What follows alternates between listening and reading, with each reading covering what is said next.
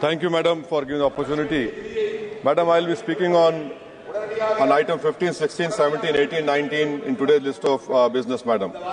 Madam, a pattern of deception repeats every year with Ministry of Minority Affairs. In 23-24, the government allocated 3,097 crores in BE. Ministry of Minority Affairs surrendered 2,060 crores, barely utilizing the funds. The same rule is being followed, pattern is followed in 24-25, where the allocation of 3,083 crores has been slashed to 1,681 crores, with no effort to demand admitted funds through the supplementary demands, madam. Madam, scholarship for minority students have been gutted.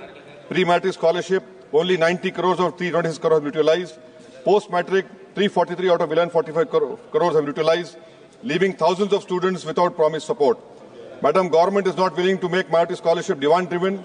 The unit cost of scholarship for 3 schemes have not been revised in 2007 and 8, and scholarships are not being sanctioned because of lack of approval by Cabinet Committee of Economic Affairs since 22-23. It is a known fact, empirical studies have proven literacy rate of Muslims for persons aged 7 years and above is lower than the All India literacy rate of same age. According to one study, madam, the higher education Muslim enrollment is 8.91% compared to All India communities 26.7. Madam, PM Vikas, a scheme meant for skilled and entrepreneurship of minorities, has met the same fate. 540 crore allocation in 2024, only 240 crores have been utilized. This scheme was aimed to benefit 9 lakh candidates by 25-26. The budget has been slashed from 500 crores B to just 20 crore in RE 24-25, madam. Madam, in supplementary grants, Ministry of Agriculture, there is a scheduled caste sub-plan. Since 2021, utilization has never crossed 70%.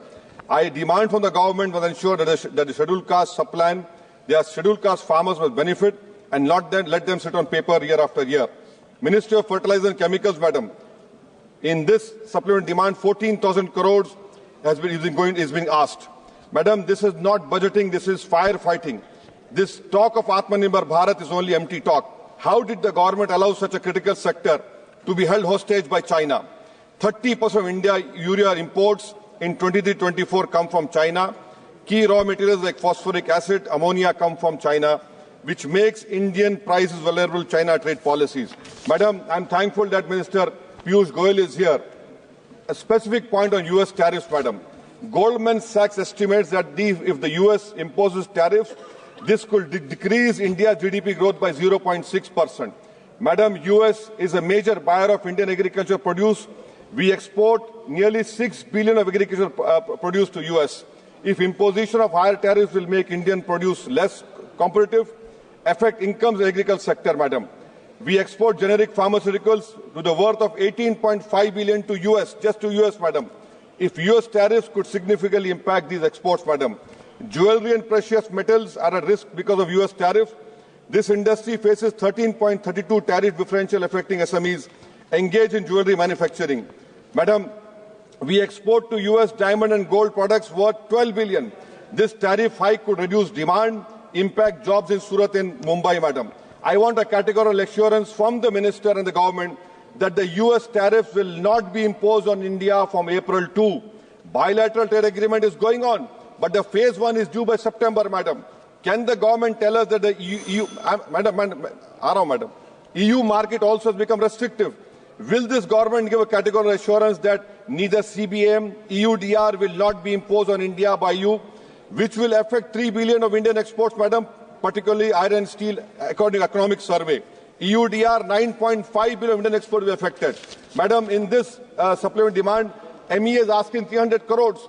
Will India get a sanction waiver for Chabar port as we got in 2018? Madam, on Manipur budget, 14,763 school-going children are displaced due to violence. 96 schools have been used for relief measures. Internet shut for 54 days. And this government increased only 2% for education for Manipur. Madam, 258 killed, 60,000 displaced, which includes 20,000 children, 1,000 injured. And in displaced camps, madam, on Manipur, madam, concluding, 65.8 are suffering of PTSD, 24.8% increase moderate anxiety. What do? You don't increase help by 4 crores. Water supply sanitation, madam, 19% reduction. Significant cut in capital outlay in Manipur budget from 1612 crore to 1307 crore, madam. Central assistance for providing temporary shelter to displaced families has seen a reduction of 75% from 60 to 15 crores. Rural Manipur, madam, highest inflation in July, that is 10%. Madam, 5,000 hectares of agricultural land, 15,437 metric tons of paddy crops worth 38.6 crores has been lost due to ethnic violence. Madam, you will be surprised to know agriculture allocation reduced by 8%. Total budget for police has been cut by 2% compared to last year. And concluding, madam, Manipur is the poorest state, which has a per capita income of 7,630 per month, which ranks fourth from the bottom. Madam, in last, I want to conclude. We have heard the Honorable Piyush Goyal stood up and appreciating this, the speech made by Abdul Samad Samdani from Kerala. I want to know, I am very thankful to him. मैं शुक्रगुजार उनका madam कि उन्होंने उर्दू के अशार पढ़ने पर इसको कटमुल्ला की जबान नहीं कहा, जो उनके एक वजीर आला ने कहा। ये भारत की खूबसूरती को आप नहीं समझ रहे हैं। आपको समझना चाहिए उर्दू इस मुल्क की आजादी की जबान है। अपने मुख्यमंत्री को समझाइए। बहुत बहुत शुक्रिया। माननीय सदस्य श्री अरविंद सावंत जी।